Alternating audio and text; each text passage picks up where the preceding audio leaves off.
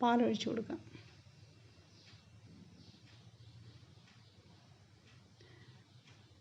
ഒരു ലിറ്റർ പാലാണ് എടുത്തത്. 1/2 ലിറ്റർ വെള്ളം. ഇനി ഇത് നന്നായിട്ടൊന്ന് തിളപ്പിച്ചെടുക്കാം. തിളയ്ക്കുന്ന സമയത്ത് നമുക്കൊന്ന് സേമിയ ഒന്ന് വറുത്തെടുക്കാം.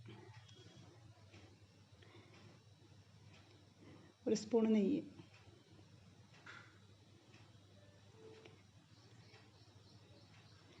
സേമിയത്ത് ഒരു ഗോൾഡൻ കളറാണ് വരെയൊന്ന് വറുത്ത് കൊടുക്കണേ.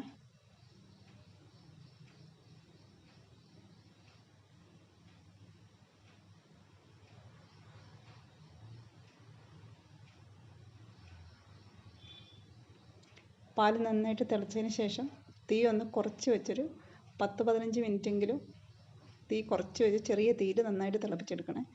എന്നാലേ പായസത്തിന് ആ പാലിന് നല്ലൊരു ടേസ്റ്റ് കിട്ടത്തുള്ളൂ.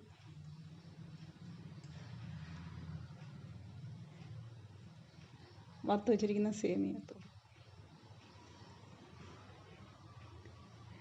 എടുത്ത് ഇളക്കിയതിന് ശേഷം നന്നായിട്ട് തിളച്ച് വരുമ്പോൾ ചെറിയ തീയിൽ വെച്ചിട്ട് നമ്മളതൊന്ന് വേവിച്ചെടുക്കണം. അടിക്ക് പിടിക്കാതിരിക്കാൻ ഇടയ്ക്കൊന്ന് ഇളക്കി കൊടുക്കണേ. സേമിയ വെന്തിട്ടുണ്ട്. ഇനി ഇതിനകത്തേക്ക് നമുക്ക് മധുരത്തിന് ആവശ്യമായിട്ടുള്ള പഞ്ചസാര ചേർത്ത് കൊടുക്കാം. വെന്ത് വരുമ്പോൾ അതൊന്ന് കുറുകി വരുവേ. സേമിയ വെന്തതിന് ശേഷം വേണം പഞ്ചസാര ചേർത്ത് കൊടുക്കാനായിട്ട്. ഇനി പഞ്ചസാര ചേർത്തതിന് ശേഷം ചെറിയ തീയിൽ വെച്ചിട്ട് കുറച്ച് സമയം കൂടി ഒന്ന് വേവിച്ചെടുക്കണേ.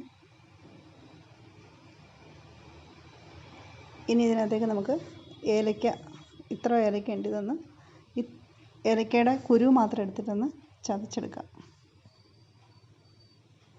ഏലക്ക ചേർത്ത് കൊടുക്കാം.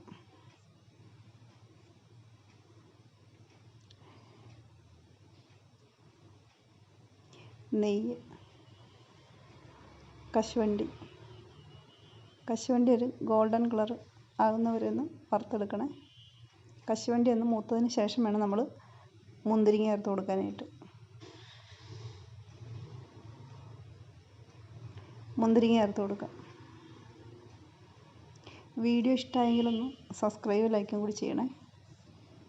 അടുത്ത ദിവസം പരിപ്പ് പായസം വരുന്നതായിരിക്കും. നിങ്ങൾക്ക് ഇപ്പോൾ മിക്കവാറും നോട്ടിഫിക്കേഷൻ ഒന്നും വീഡിയോയ്ക്ക് കിട്ടുന്നില്ലെന്ന് പറയുന്നുണ്ട്. അതുകൊണ്ട് നിങ്ങൾ വീഡിയോ ഇഷ്ടമാവുകയാണെങ്കിൽ ലൈക്കും കൂടി ചെയ്ത് പോവുകയാണെങ്കിൽ നമ്മുടെ വീഡിയോ നിങ്ങൾക്ക് തുടർച്ചയായിട്ട് കിട്ടുന്നതായിരിക്കും. വീഡിയോ ഇഷ്ടമാവുകയാണെങ്കിൽ ഒന്ന് സബ്സ്ക്രൈബ് ലൈക്കും കൂടി ചെയ്യണേ.